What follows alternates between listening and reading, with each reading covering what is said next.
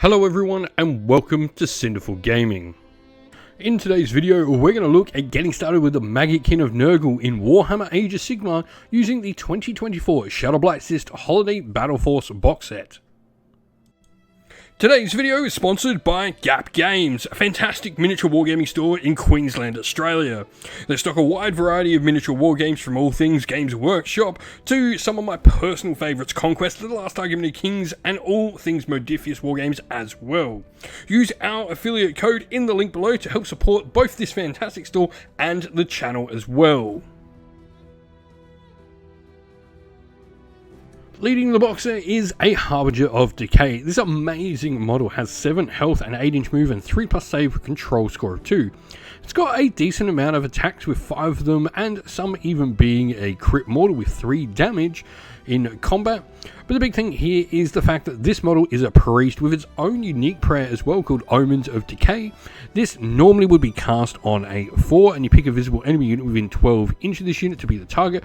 Subtract twice the current battle round from the target's control score for the rest of the game, which is cool.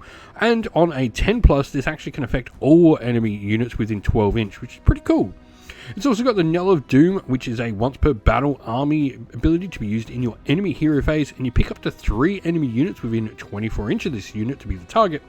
Until the start of your next turn, you subtract 1 from the move characteristic and subtract 1 from run and charge rolls. Doesn't sound like a lot, but 1 from run and charge is massive, especially when you consider this is on their movement. As well, this could be a total of 3 inches, which really can make the difference between an enemy unit getting in or not. Joining our Harbinger of Decay is then 4 Pascoil Blightlords. These models have an 8-inch move so you can keep up with our faster moving priest on his blighted horse, but they also have 8 health and a 4+ save. Now Fly Rider's Arsenal are only Ren 1 damage 1 in their 4 attacks, but do have charge +1 damage. This means if they get the charge off, they'll get the bonus point of damage, so they go to damage 2. They've got an extra 6 attacks from the Rotfly's mouthparts and stings. These hit on 4s, win on 3s, no rend and damage 1. So not a lot of damage coming out of them, but there is a lot of attacks. So if these go into something a little bit more low value of an enemy unit, say, the chaff that might hold an objective, they could do quite a bit.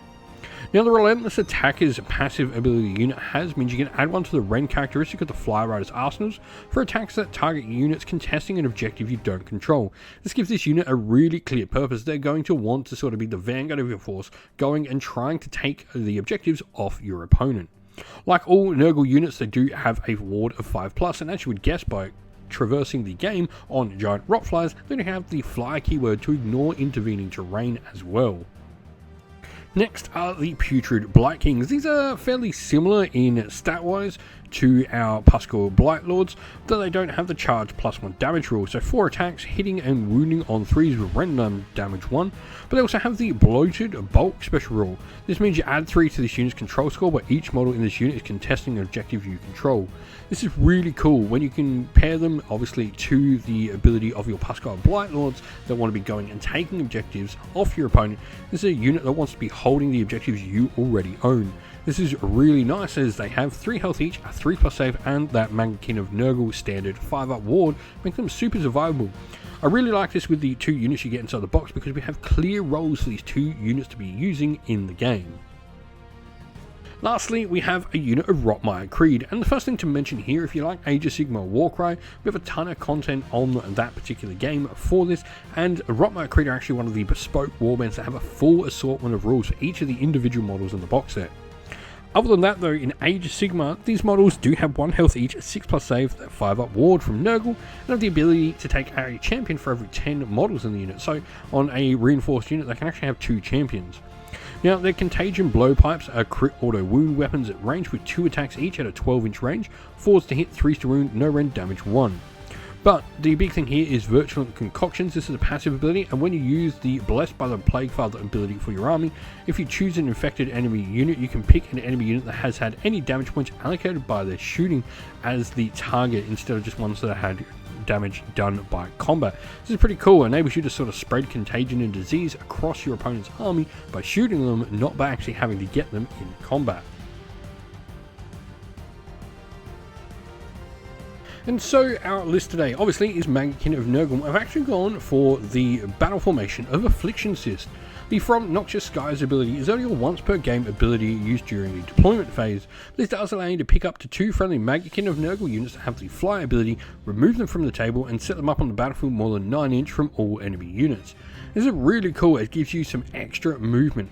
Now, they are cavalry and they do have fly, but 8 inch flying cavalry still is not the fastest thing in the game, so this extra sort of redeploy is good. Now, it should be said that this doesn't have to be to just sort of deploy up the board. With such an elite force with very few models in your army, being able to sort of just swap the side that these models are on for free is good as well. And so we have our first regiment and our only regiment for the army. This is led by our Harbinger of Decay.